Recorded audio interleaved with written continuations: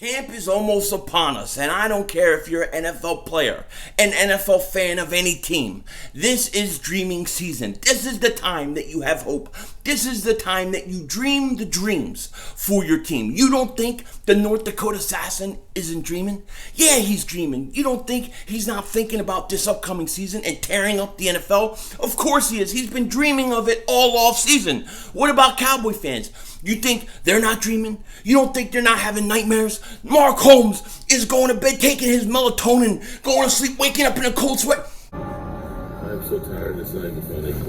Carson Wentz, North Dakota Assassin, dripping all sweat down his beady little face, and he's thinking about Carson Wentz because he knows what's coming. Carson's going to tear him up. Even Giant fans have dreams. Even Giant fans have dreams this time of year. They dream of two things.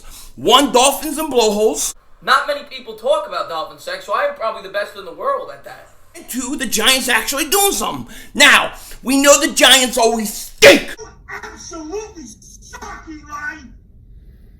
Oh my God, are you kidding me? This is at least the second game that this idiot blew for us. At least if they live near SeaWorld, they got a chance with dolphins. I am banned from SeaWorld. That is true, actually. Me?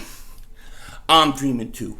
I am dreaming big. Not just a Lombardi, another parade, but I'm also trying to figure out what the heck is Howie Roseman. What is he going to do next?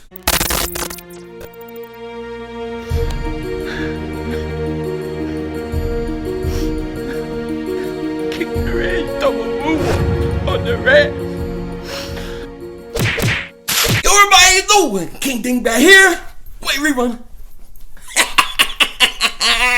Guess what time it is? Guess what? Wednesday, the Eagles report for training camp. The players report for training camp on Wednesday. Thursday is their first practice. And all I can say is, I'm ready. There's nothing left to talk about. There's nothing left to discuss. It's time for football. It's time for training camp to begin. It has been such a long time since that last playoff game in New Orleans where unfortunately that ball goes through Alshon and the heartbreak of that game. And then the week before, the Chicago game and all the joy. It just seems like that was so long ago. It's like an eternity. It was so long ago. And I'm just ready for this season to begin. It's time. I cannot wait. To get revenge on the Cowboys for sweeping us. Cannot wait to take them out. To double moonwalk the Giants' stinking ass, because they stink. And then, the Redskins. I cannot wait to destroy these teams, make a run. It's going to be fun. We're going to be streaming every game. It's just time for football. It's time. So I will say this. Going into training camp this year, not just for the Eagles, but for many teams across the NFL, there's a lot of interesting things going on. There's a lot of interesting storylines throughout the NFL. And when it comes to the Eagles, I think they have a lot of interesting battles ahead.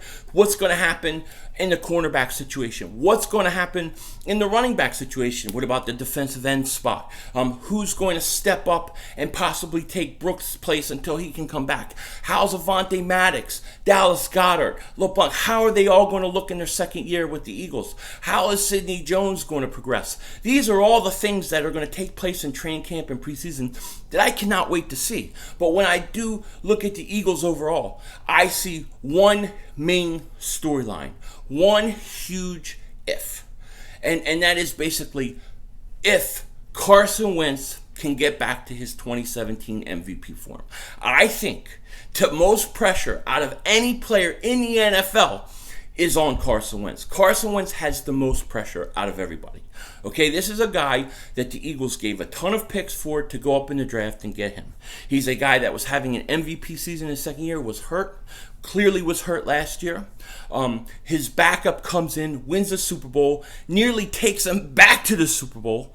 Then he leaves. He gets a huge contract, big money, huge extension, and Carson Wentz has to feel the pressure. He has the most pressure out of any player in the NFL, in my opinion. How's he going to handle that pressure? How's his health going to be? These are the questions that I am most fascinated about when it comes to the Philadelphia Eagles. I think this is the number one storyline for the Eagles during training camp and preseason. It's definitely Carson Wentz. How's he look? Is he healthy? Is he ready to go? Are we getting the 2017 Carson Wentz? Because if we get that, the Eagles are going to go far. They're going to have a real shot to win the whole thing. Okay, it's all about Carson Wentz. So that is my biggest storyline when it comes to the Eagles. It definitely is. It's going to be fascinating. And then look at teams like Dallas. I mean, what is going on with Zeke Elliott? I hear he's going to hold out, then he's not going to hold out. Now he might go on vacation, be out of country, and then it's looking more and more like he's going to hold out. And if he holds out, like I said to Dallas fans before, I wouldn't worry about it too much until it starts bleeding into the regular season. If he's missing training camp, preseason, I wouldn't worry about it at all. It's not even worth it. Don't even worry about it. But it's still something you have to keep your eye on. And as Eagle fans, having Dallas as as I think your chief rival this year, your main competition, I think you have to watch what goes on in Dallas very closely. Look at Melvin Gordon's situation. Is Melvin Gordon going to sign or get a contract with the Chargers? It looks like the Chargers are acting like they're going to play hardball with him. It's not going to happen. Will he hold out? I don't understand the Chargers personally, because think about this. You have Phillip Rivers, who's at the tail end of his career, okay? You have a good team with a chance to win. I don't see how you can hardball Melvin Gordon at this point. I think you got to pay him. And put everything you can in to giving Phillip Rivers a chance to win a Super Bowl. That's what I would do if I was the Chargers ownership, but I'm not. So will Melvin Gordon get traded? I don't know. Now, I'll tell you this. One of the storylines that I think is more interesting than the Melvin Gordon situation is the Jadeveon Clowney situation. Because this situation seems like both Jadeveon Clowney and that front office may be burning their bridges. It may get to the point where there's no way they could work it out and they're going to have to move him. Sort of like what happened to Khalil Mack. This is interesting. This is worth keeping your eyes on. Yes, partly because I'm an Eagle fan and there's been articles and stuff out there saying that the Eagles would be one of 4 teams. There was also an article, which I'll put the link in the description box. I think it was USA Today, and they were saying that Jadeveon Clowney would be a perfect fit for the Eagles. Now, these are just articles and people's opinions. It doesn't mean anything's going to happen, so I don't expect it. I also did have to say I did have a dream the other day, and I talked about this yesterday, that the Eagles were involved in a 3-way trade. Now, for those that don't know, here's what the trade was. I can't remember the whole thing. I can't remember all the details of it, but what I remember is this. The Eagles sent Big V, in my dream, they sent Big V, Corey Clement, and a second-round pick to the Chargers. The Chargers then send Melvin Gordon and a first-round pick to the Texans. The Texans then send Jadeveon Clowney back to the Eagles, and there was some other stuff exchanged as well. And it basically, in my dream at least, it sounded like it was very reasonable. I don't know. It was just a dream. I don't expect the Eagles to get Jadeveon Clowney. I'm not saying that they're going to. I'm just saying that it's interesting and it's worth keeping your eye on because a lot is happening over there, okay? Jadeveon Clowney, he was franchise tagged, as many of you guys know. Now, what happened was they got rid of their general manager. I don't think they have somebody that's really in a position to negotiate with Jadeveon Clowney. The deadline for signing your franchise players to an extension passed, okay? And here's what the Texans did that really pissed Jadeveon Clowney off. They pissed him off. It made the NFLPA go file a grievance against the Texans, and it's getting ugly there, and it's worth keeping your eyes on. But what the Texans did was they listed Jadeveon Clowney as an outside linebacker, okay? They play a 3-4 defense. They listed him as an outside linebacker so they can pay him less with the franchise tag. Now, the problem with this is he lined up over 700 times last year at the defensive end position.